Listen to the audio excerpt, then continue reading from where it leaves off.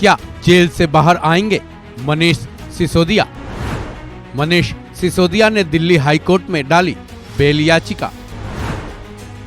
Delhi high court के फैसले पर सबकी नजर। आम आदमी पार्टी मुश्किलों के दौर से गुजर रही है। दिल्ली के कथित शराब घोटाले मामले में अरविंद केजरीवाल से पहले से मनीष सिसोदिया जेल में बंद है। हालांकि संजय सिंह को अब बेल मिल चुकी है। अब तिहाड़ जेल से बाहर निकलने की बारी शायद सिसोदिया की है, क्योंकि निचली अदालत से तगड़ा झटका लगने के बाद अब सिसोदिया ने दिल्ली हाईकोर्ट की ओर रुख किया है। सिसोदिया ने दिल्ली हाईकोर्ट में बेल पिटीशन डाली है, जिस पर अब सबकी नजरें टिकी हैं कि आखिर सिसोदिया को दिल्ली हाईकोर्ट से राहत मिलेगी या फिर उनकी याचिका को खारिज कर दिया जाएगा। हालांकि दिल्ली हाईकोर्ट ने इस पर अपना रुख साफ कर दिया है।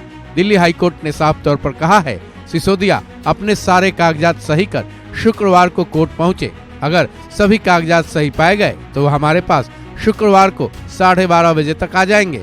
ऐसे में दिल्ली हाईकोर्ट के निर्देश के मुताबिक अगर सब कुछ ठीक रहा तो शायद शुक्रवार को सिसोदिया की बेल याचिका पर सुनवाई हो सकती है। साथ ही ये भी हो सकता है कि सिसोदिया को जमानत भी मिल जाए। लेकिन शुक्रवार को दिल्ली हाईकोर्ट में क्या कुछ होगा, फिलहाल कुछ भी नहीं कहा जा सकता। इससे पहले सिसोदिया को ट्रायल कोर्ट से झटका लग चुका है, क्योंकि इससे पहले ट्रायल कोर्ट ने सिसोदिया को जमानत देने से इनकार कर दिया था।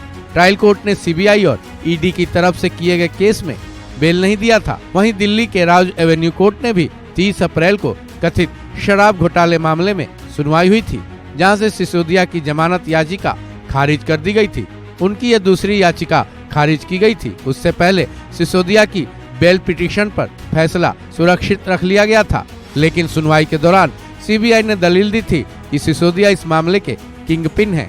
ऐसे में अगर इनको जमानत मिलती है तो वो अपने रसूख का इस्तेमाल कर सबूतों और गवाहों पर गहरा असर डाल सकते हैं।